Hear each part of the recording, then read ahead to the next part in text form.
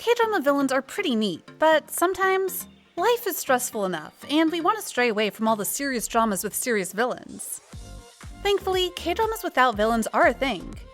And today, we are going to tackle some healing, villain-free series for your peace of mind. Number 1. Love with Flaws. Much like its title, Love with Flaws tells the story of two imperfect and eccentric people with their own misconceptions and prejudices, who of course end up falling for each other. One is Ju So-yeon, a hot-blooded PE teacher who hates pretty boys due to her hardships in living with three handsome brothers. The other is Lee Kang-woo, a handsome and rich man obsessed with his looks. The guy can't get too cocky, however, as he has a persistently irritable bowel syndrome, rooted from an embarrassing incident of the past. The two together make for a great comedic showcase with numerous hilarious moments. And true to the theme of a complete rom-com, Love with Flaws is completely villain-free. The series' many supporting characters never try to hinder our favorite leads, but rather embrace and enact laughable scenes. They're all quirky, over-the-top, and in addition to the series' playful editing, make for an entertaining watch for viewers. In fact, many netizens even claim that the show resembles a cartoon rather than a conventional drama. And while Love with Flaws is surreal with its happy-for-all ending, it did deliver serious issues in a lighthearted yet respectful manner. The storyline of the female lead's gay brother, for example, held quite the amount of depth. So if you're interested in flawed yet human characters overcoming their own struggles, and yet don't want something too serious, Love with Flaws might just bring you peace of heart, with interesting dynamics, good storytelling, and of course, a beautiful cast. Number 2. The Sound of Your Heart. If you enjoy a daily dose of sitcom and don't feel like getting unnecessary drama, then The Sound of Your Heart might just be your perfect fit. Adapted from a popular webtoon of the same name, the series' entire premise is going to make you laugh out loud, as it follows Jo-seok, an unusual webtoon artist, played by the internationally famous Lee Kwang-soo. At the age of 30, Jo-seok was unmarried, struggling in his career, and still living like a recluse at his parents' home. The guy's family is no less quirky, made of 4 pieces with a stern and tired mother, a retired father who runs a slump chicken restaurant, and an older brother struggling at the very bottom of the office worker ladder. This wacky family, of course, gets into all kinds of crazy situations that make you crack up all the time. Even the love line of the series between Jo-seok and his high school crush A-bong was not exactly ordinary. What's more, The Sound of Your Heart is crazy short, with episodes lasting only 18 to 25 minutes, making it easy for us to breeze through the entire run, laughing all the time. But being a sitcom does not mean this drama is without meaning. Through the series, we also learn countless life lessons about family and love, and somewhat also about following your dream. It may be a bit over the top if you just want something simple, but overall, The Sound of Your Heart is a stress-free watch that tickles your ribs. Number 3. Weightlifting Fairy Kim Bok-joo. The next drama on our villain-free list is none other than Weightlifting Fairy Kim Bok-joo. If you ignore some arrogant girls that only appear in bits and pieces, this series is cheerful, sweet, engaging, and also extremely heartwarming. Weightlifting Fairy Kim Bok-joo is a coming-of-age story that takes inspiration from the real life of weightlifter Jang Mi-ran, who is known to be the strongest woman alive, having broken 3 world records at the 2008 Beijing Olympics. While not so serious, the series still lets us peek into the life of athletes as well as tackle friendship, love, and the hassle of growing up.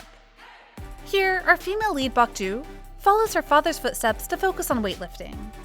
As a result, she's an awkward tomboy with an odd gait and no care for appearance. Meanwhile, our male lead Jung Joon-hyung is the typical college heartthrob.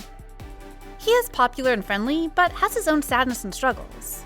Throughout the course of the series, the two went from childhood besties to frenemies, then besties again, before forming one of the cutest couples on the Korean small screen.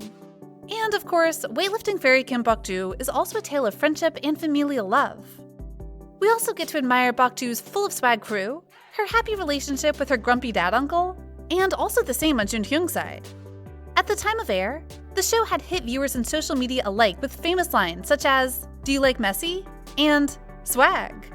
And rounding out everything was a perfect OST that surely makes you feel hopeful and lighthearted.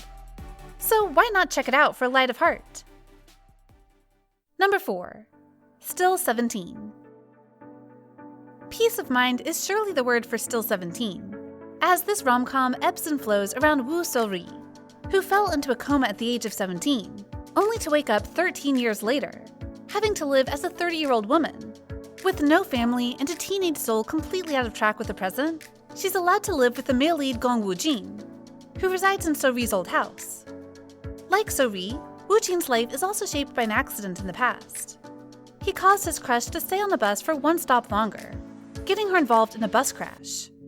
He blames himself, believes that he got his crush killed, and thus closes off to the world, never knowing that So-ri was actually this very girl.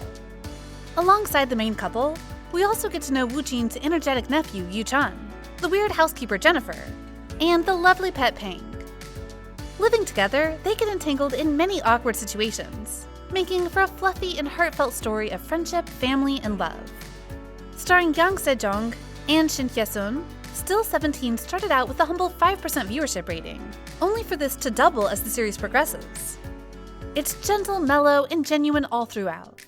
And there are no evil characters, just realistic people, making for a series as clear as the blue sky. And coupled with a fair dose of mystery, Still 17 is the feel-good and warming soup for the soul. Before we reach the end of this list, here are some other great series with no villain in tow. Hospital Playlist, Beauty Inside, Reply 1997, Age of Youth, One More Happy Ending. And finally, to seal off this list, there's number 5, Reply 1988. A notable trait in series done by director Shin Won-ho is the absence of villains. However, we're picking Reply 1988 as the representative for his many slice of lives. With no life and death stakes, no evil lurking, no chaebol and political scheme, and yet Reply 1988 was still among the most successful K-dramas. And for a good reason. In a sense, watching the series is also a way to learn about the past. As we follow the narrative of female lead Sung Dok-sun, we get to know her 4 male besties, and their 5 families that resided in the small neighborhood of Sangmun-dong. The crew is made up of vastly different pieces. There's bubbly Dok-sun, the grumpy Jung-kwan, the good kid Sun-woo, the funny Dong-rong, and the naive go-genius Choi-tik. They get involved in quite many hilarious situations, and yet are extremely relatable to the audience. While the main question posed throughout it all was who will become the husband of Dok-sun, it is far from the main focus.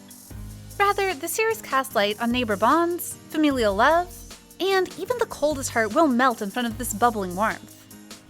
Reply 1988 is also means to understand Korea of an olden time. Events like the Olympics and students' protests are featured, along with nostalgic music, shows, hairstyles, and clothing brought straight from 80s Seoul. Even now, 5 years later, the effect of this drama has never died down. Comments like, "Can't get over Reply 1988. I don't really know what to do now. I kept missing the Sangmun-dong fan." Or, "It is awful that it's really hard to move on," can be easily seen in various forms and platforms, proving that Reply 1988 is a timeless classic. So, do you like K-dramas without villains? Did these series prove that shows can be great even when there are no bad guys? Comment down below to let us know your opinion. And if you want more videos like this, like, share, and subscribe to Polydrama. We'll come back soon. See ya!